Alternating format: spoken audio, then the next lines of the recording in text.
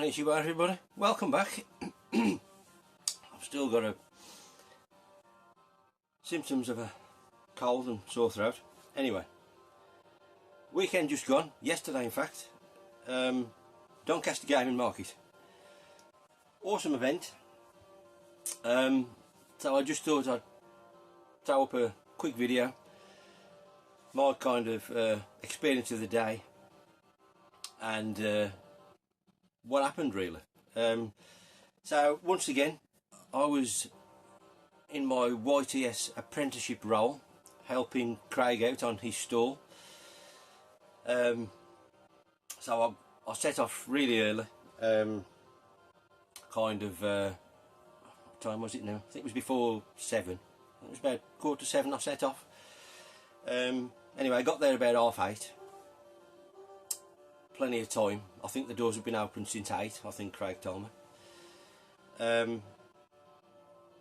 So in plenty of time to set up before it opened at 11. So obviously got there, found where Craig was in the hall, and then started setting up the stall really, or helping set up the stall. And Craig's regular helper Roy was already helping, so there was 3 of us sort of getting stuff ready, and then Roy was helping out somebody else as well because he got another stall with his boss in another part of the hall. But it was great to meet Roy again. Had more and more of a chat with you this time, mate, so that was really good, enjoyed that. But yeah, we took quite a while to set the stall up because we got 3 tables, so quite a big stall, and there was 2 loads of stuff to sort out that come in 2 different vehicles, so loads to do, and that took up most of the time, to be fair, until the event opened at 11. I was left with maybe sort of 10 minutes spare time before the event opened, just about, to have a quick shufty round, you know, the other traders in the hall. But really I didn't really look at anything, to be honest. I had a quick sort of whiz round with the camera to sort of film some of the stalls, but I didn't even get round all the hall, to be honest. I did sort of the perimeter, and I think I went up and down a couple of aisles, but there was 2 or 3 aisles I never even walked up, because I just simply didn't have the time. And then the event started and it was just manic all day. There was a constant stream of people in the hall and at the stall, and just couldn't, you know, it wasn't quiet enough to go around and look, unfortunately. Not that I was looking to buy anything, to be honest with you, but it would have been nice just to have a browsy and a look. But you know, it does. I still had a great day. It's just unfortunate I couldn't look at all the stalls, so I don't even know some of the people, you know, who were there, because I didn't look. The only stalls I actually looked on were Stu's, Tootie's, and Daz. I particularly wanted to look on Daz's stall because I wanted to look at the Atari stuff. And then sort of at the back of their stall, Dana and Ant had got the hidden chest stall, so I didn't really even have time to look there, to be honest, but I saw Dana and Ant. And then I saw a couple of the bigger stalls like Sore Thumbs and Console Passion and Scottish Allen's stall, but like I said, I didn't have a chance to look anywhere, unfortunately. And then all of the day was took up helping on the stall with any queries or sales or whatever, and I didn't see many other tubers there. Whether they were there, I don't know. I only saw people who sort of came in front of the stall, who, you know, when I had time to sort of look up and see who was there, that's all I saw. So we did see Big Game Al. He spent a bit of time talking to us on the stall. Also Sean, Retro Games Revived, and Pete Fighter, And then perhaps the greatest part of the day was getting to meet the sort of legendary Feed Me Chicken. Saw the man behind the mask. Awesome to meet Mr. Chicken. Great guy. Really made the day. So that was fantastic. And then the only other YouTuber I saw was Callum, Retro Ghetto. Had a brief chat with him while he was looking on the stall. So great to see Callum again. And then there was a few people who came up to me and sort of said, really enjoyed your channel. Took me back by surprise. Done that to me very often, being such a small channel. So that was really nice for somebody to say that, you know, they appreciated this old rubbish I keep talking about. There was 2 or 3 of these guys, so that really appreciated the you know, you introducing yourself and saying thanks for the channel, so much appreciated. And that was all I saw really. Like I say, it was so busy, I just didn't have time for anything. And then before you know it, you know, it was 4 o'clock, the event was over, and then it was crazy time packing up into boxes, loading cars, and the event was over. And, you know, and everybody packed away, and so I still never got to see anything. But it didn't detract from the great day it was, and I still had a great time. And it kind of helped in a way, because I wasn't really looking to buy anything, because I've bought too much lately and absolutely skinned. And one of these guys who came up and introduced and said, you know, really like your channel, he actually bought a game I was interested in on Craig's store, so that really helped me out and saved me a few quid. So again, thank you very much. That was an excellent way of saving money. Somebody else bought the game I was interested in, so excellent. So yeah, I think what we'll do now is I'll put up the footage that I managed to take in the sort of 5-10 minutes before the event opened, just when I was whizzing round with the camera quickly before it did open, and you can sort of see or get an idea of what it was like. It's not brilliant footage, if I'm honest, but it's the best I could do in the time I had available. But we'll throw that up now anyway.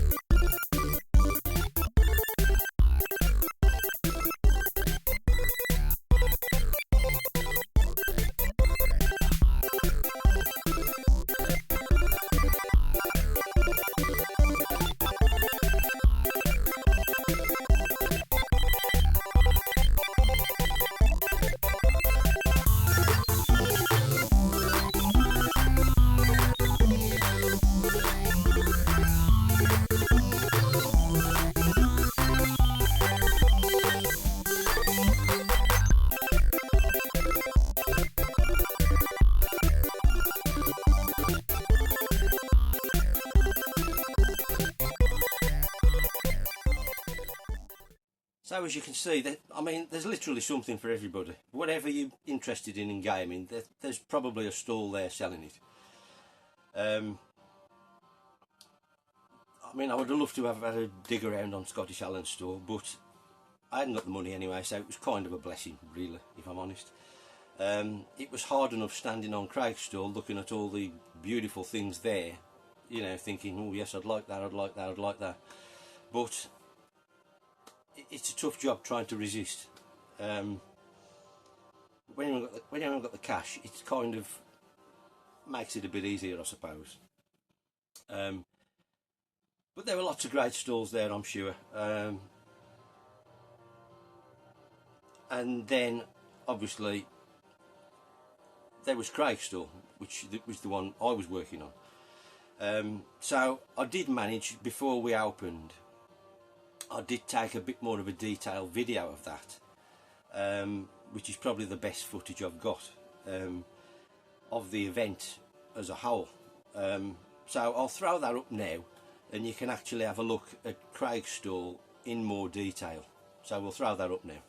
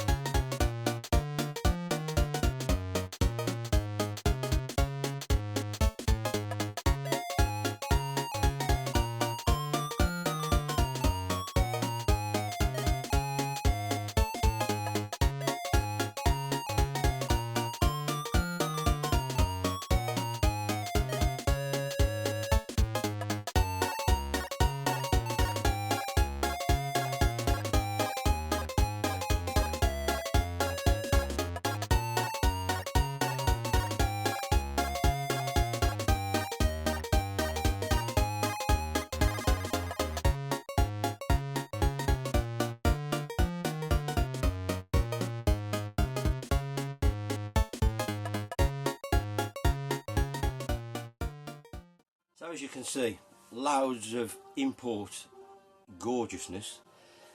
Like I say, there was quite a few I would have liked to have brought home with me had I had the funds. But we had a really good, well, I say we, Craig had a really good day. There was quite a lot of bulky stuff that managed to go. so that really helps in the loading the car at the end of the day. And it really seemed to be a day of selling consoles and computers and all that kind of stuff. And I've just remembered actually, there was another pair of tubers that were there. I didn't know they were tubers until Craig told me they were, because I wasn't aware of their channel. And they were called 2.5 Gamers, two great guys from down in Essex, I think they were. And they bought a console off Craig. So I have managed to find their channel now, and I will watch when I get a chance. But they seem two great guys, honestly. Hell of a trip that is from Essex. God, fair play to them. But they said the Doncaster event was the best one they'd been to. So, I mean, in my experience, it's a great event. I really, really like it. I think next to the smaller style Black Country, more social event, I think the Doncaster event is probably my favourite. Great event. So great to be made aware of this new channel, so I'll check that out. But yeah, so like I say, I wasn't really looking to pick anything up at all, but I did want to make a specific effort to look on Daz's store, as I say, because he's got some amazing Atari stuff. Again, I would have liked to have bought some more, but funds just don't allow. I bought more than I wanted to, really, but Daz did me such a great deal, I couldn't turn it down. So again, Daz, thank you very much, mate. It's really appreciated.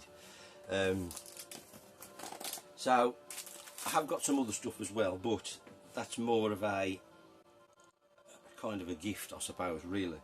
So these are the only actual things I've bought, really, all off Daz, and they're all, you'll be pleased to know, all you Atari lovers, it's all Atari. So the first one I've got, and I've been looking for this for a while, and it's not one you see that often in the UK. They tend to be in America. Well, I have seen it in the UK, but I've never pulled the trigger for whatever reason. Anyway, we've got Jawbreaker. This is a Tiger Vision cart, which a nice kind of coloured carts. It's not the greatest label, which Daz did point out to me. I knew that, but like I say, it's not a common game to find, and it's a weird kind of, well, I say weird. It's kind of a Pac-Man game crossed with a platform game, as in you sort of move up and down platform levels vertically, but collecting pills like you do in Pac-Man. Looks really good. I haven't played it on emulation because I try to wait, having watched videos of what's looks appealing to me. I try not to play them on emulation and wait till I've got the cart. So I'm looking forward to trying that because it does look really good. Right, next up, this has been on my sort of hit list for a while, and it's one of these that's quite common, but I've just never got round to buying it. And then Daz had got a lovely complete one, and I thought today's the day I'd like to add that to the collection. And we've got Warlords, and it's in lovely condition, I've got to say, and in a box protector, so that's amazing. Now this is obviously a paddle game. Now Daz obviously, he did say it's better in 2-player, but you can play it 1-player, so I'm sure it is better in multiplayer, but I'm not going to be able to talk the wife into playing this with me, so it'll be a 1-player game for me. But basically it's kind of a defence game crossed with kind of a breakout game. If you've not seen what it is, basically you've each got a corner, like a corner of bricks in a wall, and you've got to protect your wall as the ball's moving around between and bouncing between the 4 corners, using like a kind of a bat, like in Breakout. Really fun game. So I'm chuffed to add that to the collection, and like I say, it's in lovely nick. It's a nice orange box. to be fair, it's probably the most dominant colour box I've got actually. So nice to add Warlords. And then probably the best one I got was this, and this is really quite rare to find in the UK. All these seem to be in America when I've looked, and it's not a particularly cheap game. And again, thank you, Daz. I really appreciate the deal you did me. Anyway, we've got Gravitar, and again in nice condition in a box protector. Now this is obviously an arcade conversion, where it's quite a challenging arcade really, because it's a gravity based game where you've got to sort of move your ship around these sort of cavernous levels, taking out the enemies, but your ship will constantly fall to the bottom of the screen, and you obviously die if you crash into the walls, and you can only control that by constantly pressing the boost to move yourself up the screen or in any direction you're facing, away from the walls. Challenging, but a really good game. So I'm chuffed to get the 2600 version, because I've only ever played the arcade version before. So that was a stellar pickup. Chuffed to bits to get that. I must admit, I never thought I'd get that one complete, to be honest. So chuffed to bits with Gravitar. Then the other stuff I got is kind of a, well, it's ended up being a kind of a gift. Well, this first thing anyway was a gift off Craig, and he sort of mentioned this to me in weeks before, in advance, if I was interested in it for the garage arcade, and I said yes please, it looks amazing. And anyway, we've got an original Shinobi arcade cab side art sticker. It's a bit creased, so I'm going to get the old tooty ironing on the go and see if we can flatten it out. I don't know if we'll manage it, but we'll give it a go. It's a lovely foil style sticker, and I'm hoping to mount this to like a board and then find a space for it in the arcade. So when I get a chance, that'll be my next project. But amazing thing, thank you Craig. Then that leaves me on to the box of tat, I think Craig would describe it as. Perhaps the best pickup of the day was one of these legendary banana boxes full of gold. And it's kind of, it was just stuff. As we were setting up the stall, I thought I made myself like kind of a little pile of this kind of cheap tat that I thought, for that money I wouldn't, I'll have that myself. So that's what we've done. And it's kind of all, you'd say it was cheap rubbish, I suppose, really. But one man's tat is another man's treasure. And it's kind of all, I'm not sure if any of it works, to be honest. Well, I know one thing doesn't work, because Craig told me it didn't work. But I think the other stuff, it was kind of under the table, throwaway tat, really. But I thought to myself, I'd like that. Anyway, we've got an array of nonsense, really. First up, we've got Harmful Park on the Dreamcast. Now, obviously, this is a crazy priced PS1 game, and this is obviously kind of a homebrew repro type thing, because it wasn't released on the Dreamcast. But obviously, I'm certainly not paying for the PS1 version. So when I saw that, I thought, yes please. Now again, this is like an unboxed PS1 game, and it's one of these games I remember playing back in the day, and thinking it was alright, and I've not played it in the whatever 30 years since, and it's one I've always kept my eyes open for, but I've never actually seen it. And we've bought, Rapid Racer. I mean, it is kind of complete with the manual and the disc. It's just got no box. But I thought, yes, I need to try that again, because it was a good boat racing game at the time. Probably be garbage now, I imagine, but I was always looking for like an American version, but I don't actually know if it got released in America or Japan, to be honest. I've only ever seen a PAL version, so I'm looking forward to trying that again, actually. Right then, I didn't see this until the end of the day when we were packing up, and it's just an empty box, and it's a battered empty box at that. And you might think, why the hell have you had that? But it had got a manual, and I'm missing the manual for mine, so I just wanted the manual for this.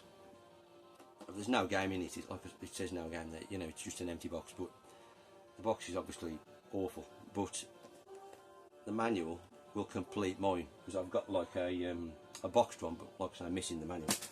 So that was a fantastic find.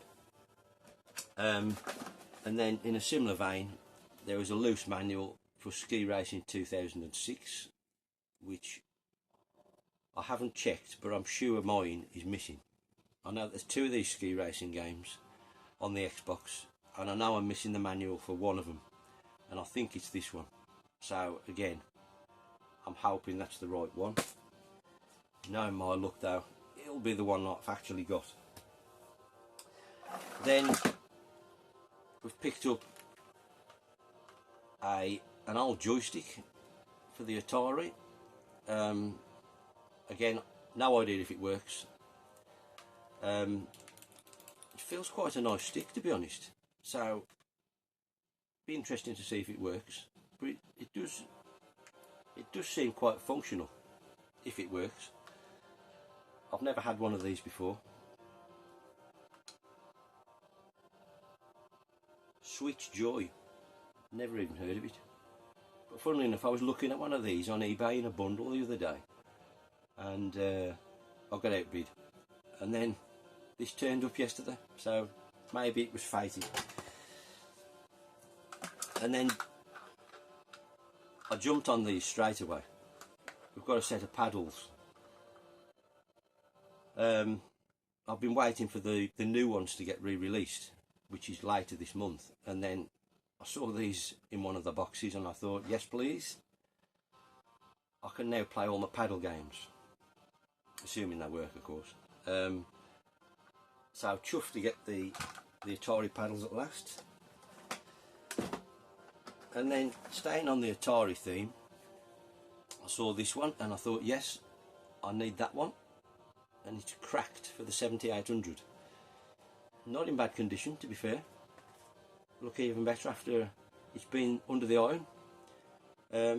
No idea what kind of game this is. I did ask Stu, actually Stu was looking on the stall at the time when I found this. And I know he's got loads of 7800, and I asked him what kind of game it was, but he couldn't remember. So, no idea if it's any good, but I thought, for that money, I'm going to give it a go. And the box is quite nice. So that's cracked. Is it any good? Can anybody tell me if this is any good? Because obviously I've not tried any of this yet, because I've only just got back last night with it. So that's cracked on the 7800. And then, now this definitely doesn't work, because Craig told me it didn't work, but I saw this and I thought, it's such a cool item. And we've got an LCD handheld, but I just love the form of it. It's just so cool. CGL Galaxy Invader 10,000. So I doubt I'll get it working, but it's a nice display piece, I think. It don't quite come across on the camera. It's more of a, it looks paler there than it actually is in real life. It's looking orange on the screen there, but it's more of a deep orangey red in the flesh. But such a cool item. I mean, it kind of looks kind of looks like a spaceship, doesn't it? So cool. I mean, I think it's a Space Invaders type game. Looking at the LCD panel, but not something I ever had as a kid. But such a cool item. Then in a similar vein, I saw this. So I'm having a bit of a fad on Pac-Man. And kind of enjoying Pac-Man and its variants. And then I saw this, and they, to be fair, Craig had got a few LCD games that were all very tempting. And there were 3 or 4 grandstand tabletop LCD games I would have loved. But again, funds, unfortunately. But anyway, this was in like the bargain bin. And I saw it and I thought, I need to try that. And we've got Puck Monster. Now the box is terrible, unfortunately. And there's no inners. But again, I've no idea if it works. But I thought, I need to try it at least. I mean, it's not in bad condition. Got the battery cover. I must admit, I really like these old LCD games. It's a dangerous hole. If I'd got somewhere to display these, I think they look amazing on a shelf. But I just haven't. So there's just no point. I'm not buying them to leave them in a box somewhere. It's pointless. But I thought I needed this one in my life, really. And then that brings me on to the last thing. Like I say, Craig had sort of, he'd done really well on all of his old like computers and consoles that were all kind of under the table. You know, that's the kind of bargain stuff that people like to dig in and, you know, think they're getting a bargain, and, you know, and they are generally. I mean, there were some really good offers that Craig was doing. And I think more or less all the consoles and computers went. I think except 2. And this one was left at the end of the day. And I'd seen it at the start of the day and I was tempted. But there is kind of another part to this story which will sort of present itself in a future pickups video. Probably way down the line because I'm so far behind. But anyway, I saw this at the start of the day and I was very tempted.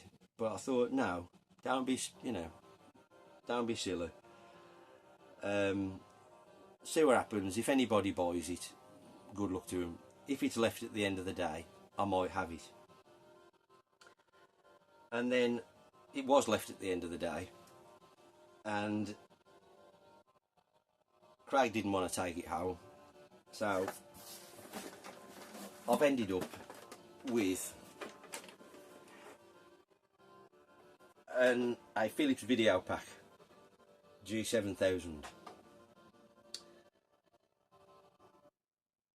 Like I say, there's more to this story, really, but I couldn't let it go in a skip, and so I had to bring it home with me. Again, I've no idea if it works. It may not. So we'll see about that. But I'm on a serious sort of this kind of era, Atari, in television, now video pack. I'm on a serious kick and I'm so deep down the rabbit hole it's untrue. So I felt I needed to experience that as well. And all those kind of bargain bin items, I think, I don't know if Craig even did suggest, well, there's a skip outside, you know, they need to go in there really. But all those were kindly sort of wages, I suppose, if you like, for the day. And it's been a long time since I've had a box of such random stuff. So I'm going to enjoy digging through that the next week or so when I get time. But it was a great day all round. Really enjoyed it. I'm hoping there's going to be another one. There are no plans currently, from what Craig was saying. So hopefully, if it was a big success, which it seemed to be, that sold out in tickets, and it was busy all day right up until closing. So hopefully they'll do another one, because I really enjoy going to these events, meeting people as well. It's fantastic. I'll put links down in the description to all the channels I've mentioned. Check them all out. And I think actually Craig's mate Roy's got a channel as well, which I found out that I didn't know he had. So I'll put a link to Roy's channel as well. Great guy, Roy. But let me know what you think. Did you go to the event? Because there must have been more people there than I saw, being stuck on the stall, like I say. But let me know if you went to the event. It'd be good to hear from you. And thanks for watching. See you all soon, all being well. Sayonara.